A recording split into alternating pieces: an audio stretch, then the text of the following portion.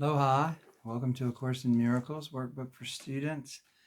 We're on lesson 36, and my name's Micah, and I live here on the island of Maui. And I'm glad that you have come to join with me in studying the workbook of A Course in Miracles.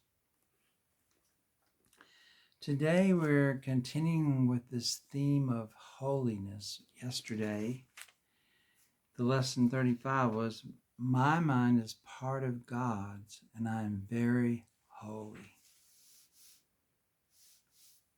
Today, lesson 36 says, my holiness envelops everything I see. Now, this is holiness is a kind of biblical word. You don't hear it very much outside of the Bible, but for some reason, whenever Helen Schuckman wrote this book, she wrote it in sort of from a biblical, using biblical symbols. And so holiness is a biblical symbol.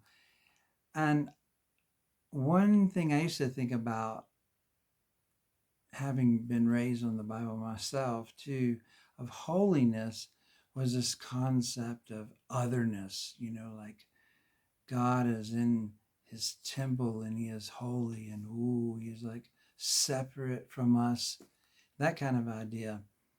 But actually, when the Course uses this word holiness,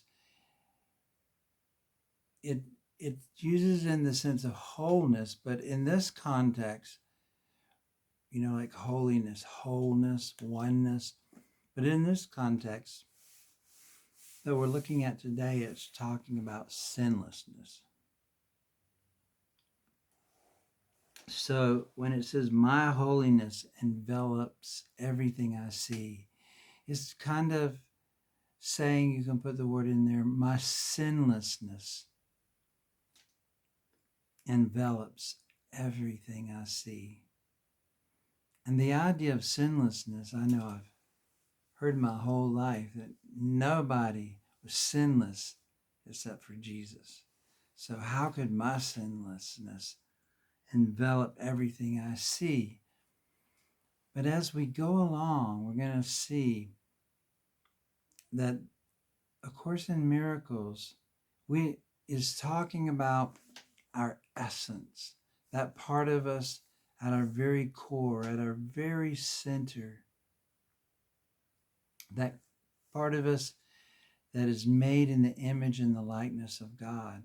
And we mostly identify with what the Course calls our ego, or our mind-made self, the self that we've kind of created.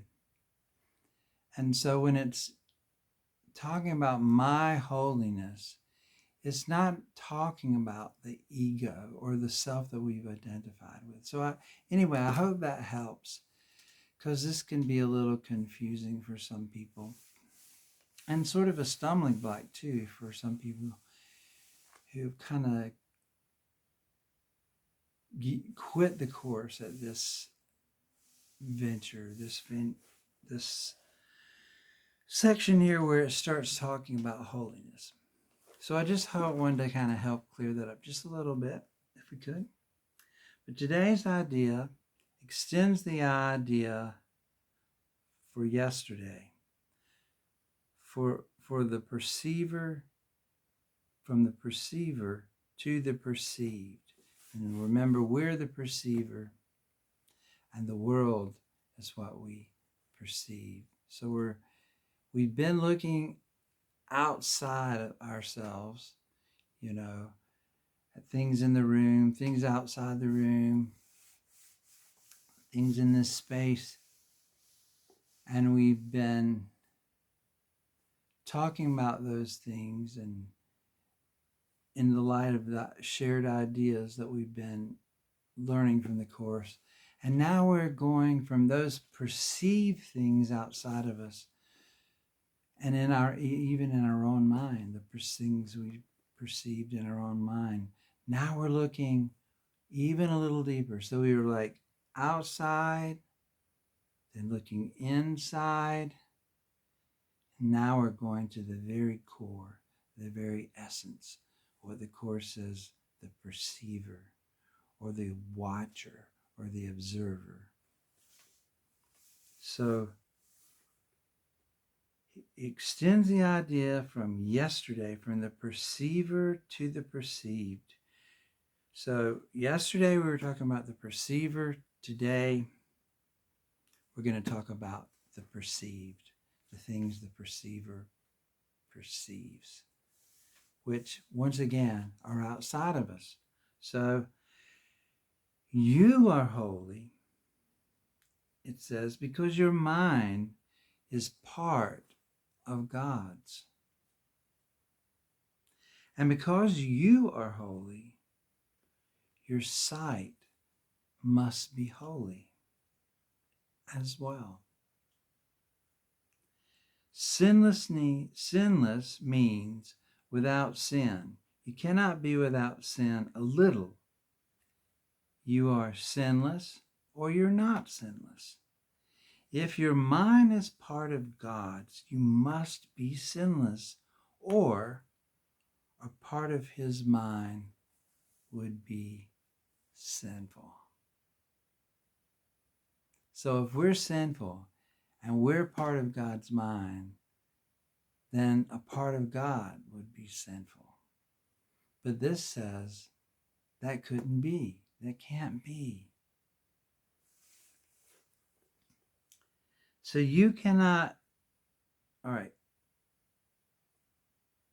your sight is related to his holiness, not to your ego. Remember we were talking about the ego? That's the mind-made self, the self that we identify with, the I, the part that we identify with, which makes us seem as though we are separate from everybody else and everything. So your sight is related to his holiness, not to your ego, and therefore not to your body. And so we're talking about a sight that is beyond, a seeing that is beyond what the eyes see. Real vision. For 3 to 5 minutes, practice periods are required. 4 3 to 5 minutes practice periods are required for today. Try to distribute them fairly evenly and make the shorter applications frequently to protect your protection throughout the day. The longer practice period should take this form. So first, close your eyes and repeat the idea for today several times slowly. Then open your eyes and look quite slowly about you, applying the idea specifically to whatever you note in your casual survey. Say, for example, so we're going to close our eyes. We're going to repeat the idea for today slowly. My holiness envelops everything I see. And then we're going to open our eyes and look around the room. And we're going to say things like, my holiness envelops that rug. My holiness envelops that wall. My holiness envelops these fingers. My holiness envelops this chair. My holiness envelops this body. My holiness envelops this pen. So what does the word envelop mean? It means that it, like my mom used to make these pecan golf balls, she called them. They were chocolate peanut butter, and they had pecans in them. They were so good. We made them every year. You roll them into circles at Christmas. And then she would coat them in chocolate totally, so that the chocolate totally enveloped the little peanut butter and graham cracker balls we had rolled, to where you could no longer see any of the peanut butter. And that's what the word envelops. So you're thinking of my holiness envelops. In other words, it totally covers, so that all you see is your holiness. You don't see the objects anymore, but you see your holiness, because those things are totally covered, totally submerged, totally enveloped in your holiness. So several times during these practice periods, close your eyes and repeat the idea to yourself. Then open your eyes and continue as before, looking around the room, and whatever you see, my holiness envelops that vacuum cleaner. My holiness envelops that mirror. Whatever you see. For the shorter exercise periods, close your eyes and repeat the idea. Look about you as you repeat it again, and conclude with one more repetition with your eyes closed. All applications should, of course, be made quite slowly, as effortlessly and unhurriedly as possible.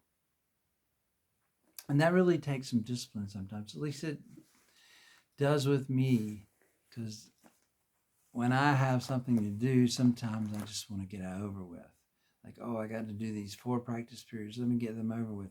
But don't kind of fall for that, because we really want the course to really take root and to really, really change our perception. And the only way it can do that is if the mind is not feeling coerced or rushed.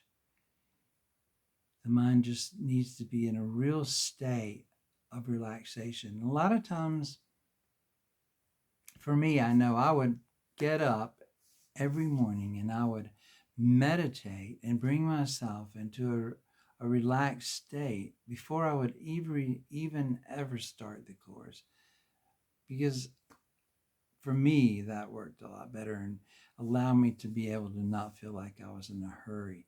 I would get up in enough time. If I had to be to work, say at 8 o'clock, I would get up at least 2 hours before 8, so that I could do this part without being rushed or feeling like it was a chore, that I could really just enjoy in it. And I think that's what the course is after, because we want the mind to be in an open, relaxed state when we do this course. And over it'll remind us to take this approach, because that's how it's going to have the most effect. So good luck today with the course and with everything else in your life. And I hope you're getting to a place now where you're starting to use these phrases throughout the day, that you're not just doing them 4 times, but you're using them whenever situations come up during the day that take your peace, or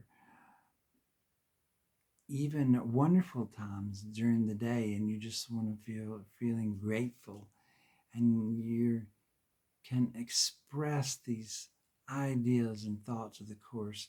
I hope they're like becoming fun, and that you're beginning to see some fruits of them. But if not, that's okay too. Sometimes it just takes us a little while. This is a mind training course, and not everybody's mind is at the same place. Not everybody's mind will respond to these teaching and these ideas and this training at the same pace, but that's okay. The fact that you're sitting here with me and doing this course with me is an indication that you are ready and open, and that you want to see the world differently. And if that's where you're at, it's going to happen. So, aloha. I'll see you tomorrow. Thank you for sharing this time with me.